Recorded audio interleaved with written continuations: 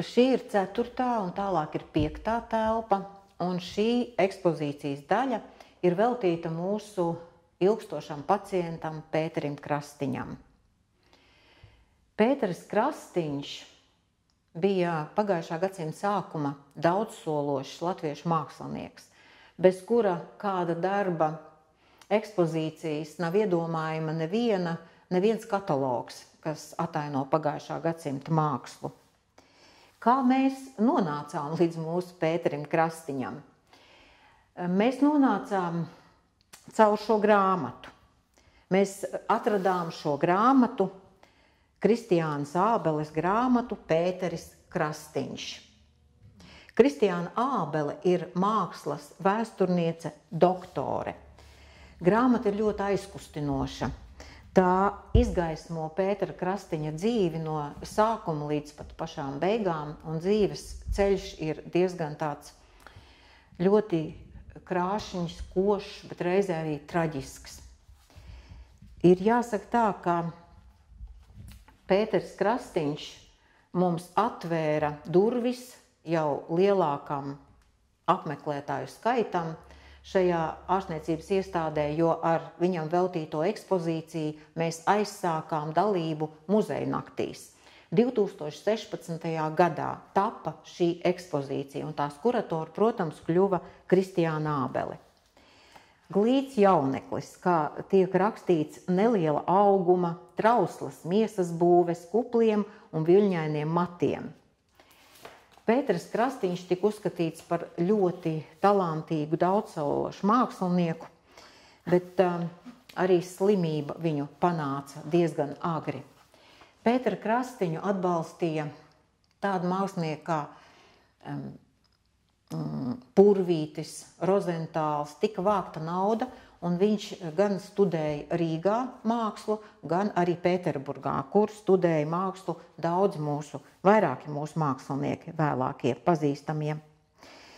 Par Pēteru Krastiņu Kristiānas Ābeles grāmatā rakstīts šādi vārdi, ka Pēterim Krastiņam raksturīga pavisam savdabīga, pārdroša pieeja tehnikai, apvienojot pēc vēlēšanās ogli, tušu, akvareli, gošu, pasteli. Visbiežāk patumšais jugendiskais kolorīts, izteiksmīga gaismu, absorbējoša faktūra, zīmējuma nemierīgais ritms, dziļi izjusti atklāja gan dabas vārīgumu, gan mākslinieka dzejisko dvēseli un trauslo psihi. Pēteris Krastiņš 1911. gadā ir apārstējies, ir saņēmies, ir atspirdzis, un viņam ir tāds liels pacēlums mākslā. Viņš rīko savu personāla izstādi. Par to ir ļoti daudz labu atsauksņu un recenziju. Bet smalkajās aprindās jau sačukstas, ka iespējams Pēters Krastiņš ies tādu pašu ceļu, kā tajā laikā aizgāja Jānis Poruks, kurš 1911. gadā mira Tartu psihoneiroloģiskajā kliniskajā slimnīcā.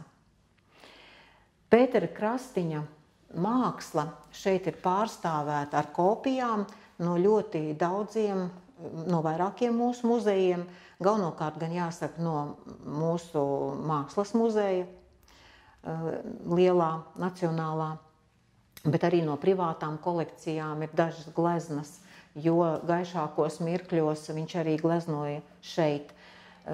Jāsaka, no 1916. gada viņš jau ir pastāvīgi mūsu ārstniecības iestādes pacients.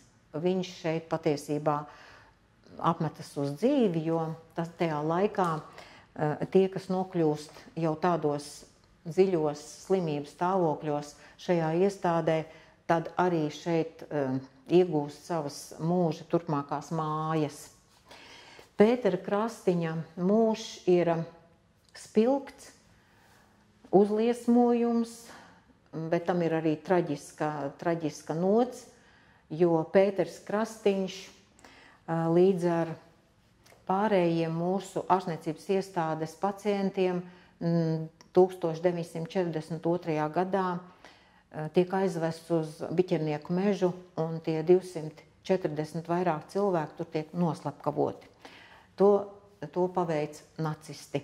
Un te ir arī mums saglabājies tāds viens žurnāls, kurā mēs redzam reģistrācijas, mūsu pacientu reģistrācijas žurnāls, kurā mēs redzam ierakstus par mūsu pacientiem.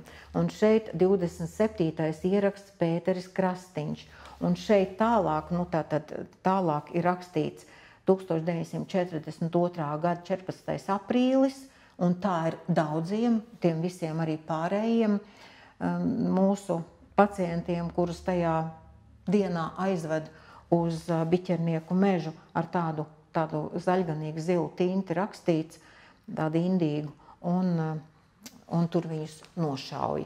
Tā kā tāds ļoti spilgts uzliesmojums, bet reizē traģiska tā dzīve ir, un var teikt, ka caur Pētera Krastiņa dzīvi mēs varam atvērt šo lielo vēstures lapus, gan pastāstīt par trauslo mākslinieka psihi, dzīvi, iespējām un darbību un tās tālāko attīstību un arī noslēgumu. Un tajā pašā laikā mēs varam arī atvērt šo traģisko lapus, kāda notika arī Eiropā tajā laikā 1940. gados, kad bija Otrais pasaules karš, un mūsu slimnīcu, arī citu slimnīcu Latvijā pacienti.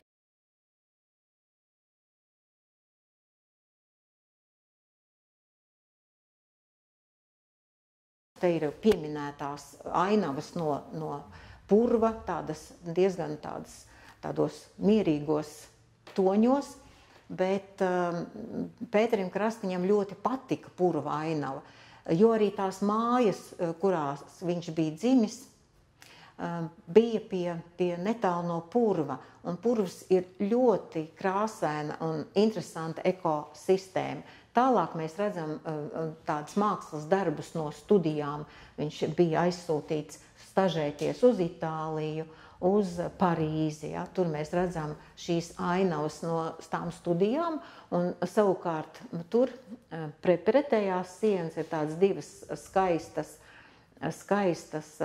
gleznas, kuras ir tādā austrumnieciskiem motīviem, kurās var tomēr saskatīt Tijas Bangas, mūsu latviešu aktrises, teātra aktrises, Rīgas teātra aktrises, viens no skaistākajām aktrisēm, šos vaipstus, jo Pēters Krastiņš bija ieskatījies šajā jaunajā skaistajā aktrisē un rakstīja viņai arī tādas mīlestības vēstulītes, diemžēl tās nebija apusējas jūtas. Bet vaipstus var redzēt daudzās viņa gleznās. Un to mēs varam arī redzēt tālāk tajā otrajā telpā, kur mēs redzam, kā Krastiņš ir zīmējis, gleznojis savas sajūtas, gan skaistās, pozitīvās, gan tās, kas ir tiešām bijušas drūmas, nomācošas, slimīgas. Tad mēs varētu arī turpināt ceļu tajā telpā.